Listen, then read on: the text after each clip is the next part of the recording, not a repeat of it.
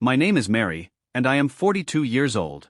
For the past decade, I've been married to Charles, a man whose confidence and ambition have always been striking. When we first met at work, I never imagined he'd notice someone as reserved as me, let alone fall in love. Yet, after 3 years of dating, he proposed to me with a lavish bouquet of roses, leaving me feeling cherished and deeply loved. Without hesitation, I said yes, excited about building a life together. However, shortly after we got engaged, Charles surprised me with an unexpected request. He wanted us to live with his parents. I was hesitant. The idea of sharing our married life under someone else's roof wasn't part of the future I had envisioned. But Charles, ever persuasive, assured me it would work out and that his parents were eager to have us live with them. Trusting him, I reluctantly agreed, unaware of how drastically my life would change. 8 years have passed, and I'm still living under my in-laws' roof. What once felt like a temporary arrangement has now become my daily reality. My mother-in-law has taken control of the household, leaving me with a constant feeling that I'm merely a guest, or worse, a live-in maid. My days begin at the crack of dawn. I wake up at 6, preparing breakfast for everyone and tackling the endless chores, only to be met with relentless criticism from my mother-in-law. Even small things, like how I clean the front door, are subject to her harsh judgment. While I work tirelessly, she spends her days in leisure, offering no help, yet expecting perfection. The pattern continues when I return home after work, exhausted. I'm still responsible for cooking dinner and tidying up the house, leaving me drained by the time I collapse into bed. My father-in-law, meanwhile, remains detached, his nose buried in a newspaper, oblivious to the tension that surrounds him. The constant strain has taken a toll on me physically and emotionally. I've lost weight, and my health has deteriorated to the point where my menstrual cycle has stopped, preventing us from having children. To make matters worse, my mother-in-law has blamed me for our infertility, further deepening my despair. Once, I took pride in my appearance, but now when I look in the mirror, I barely recognize myself. Depression has wrapped itself around me, making it hard to feel anything other than numb. The pain I endure reached a breaking point when I received devastating news. My father had passed away in an accident. I hadn't seen my family in years, as both Charles and his mother always found reasons to discourage me from visiting them. The regret of not spending more time with my father weighed heavily on my heart. I knew I had to attend the funeral. When I informed Charles and my mother-in-law, their cold, heartless response shocked me. "We're not going," Charles said flatly. "Let your family handle it." Their indifference left me trembling with anger and sorrow. All I could manage to say was a quiet understood, though inside, I was breaking. The funeral was packed with mourners. My father had been a kind and well-respected man, and seeing so many people there to honor him brought both comfort and pain. When my mother saw me for the first time in years, she gasped in horror at how frail I had become. "Mary, what happened? You look so thin. Are you sick?" she asked, her voice full of worry. Tears welled in my eyes as I reassured her. "No, Mom, I'm not sick." But the truth of how much I had changed couldn't be ignored. Later, I confided in her about the torment I faced at home, the relentless bullying from my mother-in-law, the physical exhaustion, and the emotional toll it had taken on me. My mother listened intently, her expression growing more serious with each word. "I'm glad you're not ill," she said quietly, "but this isn't good, Mary. Is this why you haven't visited us in so long?" I nodded, feeling a deep sense of shame. She handed me a piece of paper and said, "Take a look at this, then think carefully about your next steps." It was my father's will. As I read through it, one line made my heart race: a $5 million inheritance. For the first time in years, I felt a glimmer of hope. With this money, I could finally escape the suffocating life I had been trapped in and build something of my own. Back at my in-laws' house, life resumed as usual. I continued my chores, but my thoughts were consumed with plans for a new beginning. Despite the years of pain, I still loved Charles, so I decided to share the news with him one evening after his parents had gone to bed.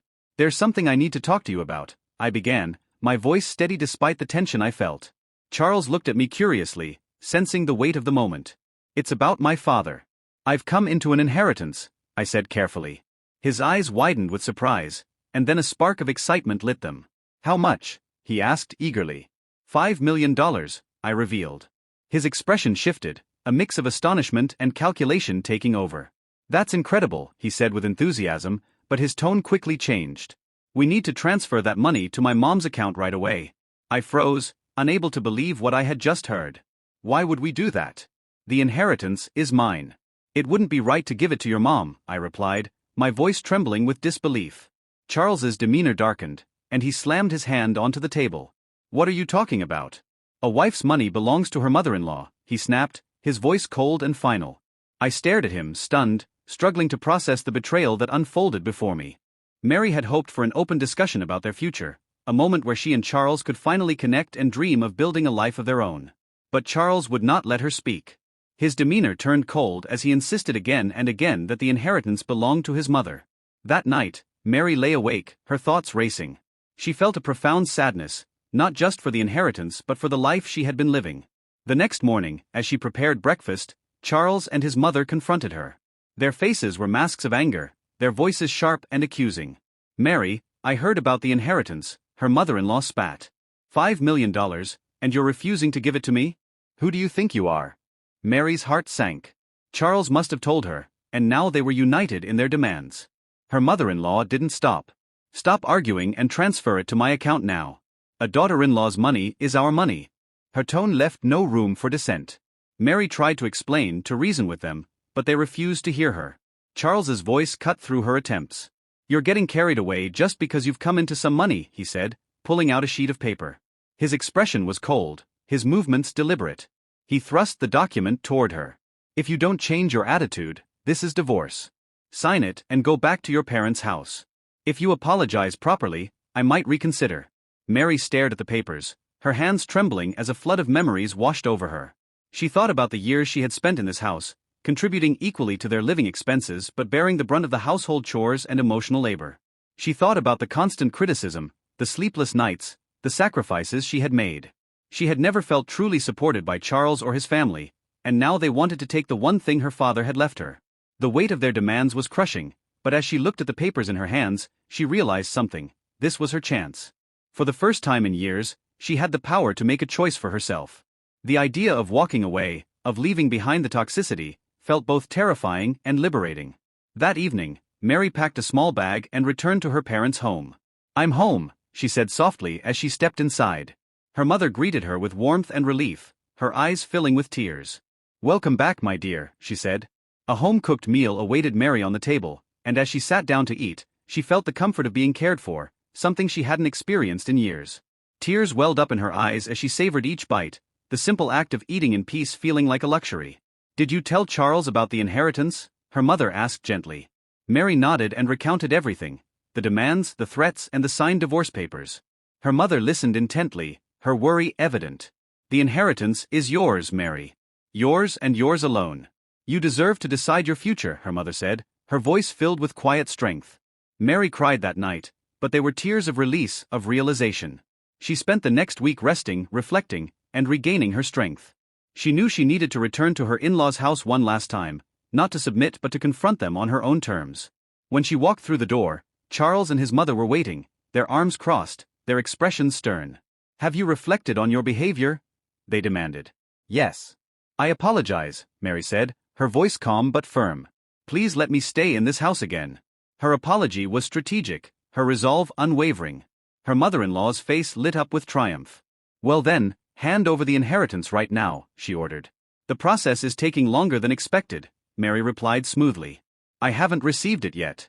It's a complicated procedure, and it might take another 7 months or so." 7 months, her mother-in-law echoed, her disappointment clear. "Fine," she huffed, clearly reluctant but accepting Mary's explanation for now. Life resumed as if nothing had changed, with Charles and his mother continuing to pressure Mary, reminding her of her duties as a wife and demanding updates on the inheritance. Yet something was different. Mary had found a new strength. She no longer let their words affect her. She moved through her days with quiet determination, completing her tasks but refusing to let their negativity touch her spirit. One day, her mother-in-law announced she would be leaving for a birthday trip. "Make sure the house is spotless when I return," she said sharply. "By the way, have you received the inheritance yet?" Charles asked, his tone feigning casualness. "It could be a great birthday present for Mom. Don't forget to transfer it before we get back." Mary smiled politely, hiding her disdain. "Take care," she said cheerfully as they left. The moment the door closed behind them, she sprang into action. Her plan was set, her mind resolute. She was done being controlled, done being dismissed. This was her chance to take back her life, to break free from the chains that had bound her for so long. It wasn't just the inheritance she was reclaiming, it was her peace, her dignity, her future. And this time, she wouldn't let anyone stand in her way.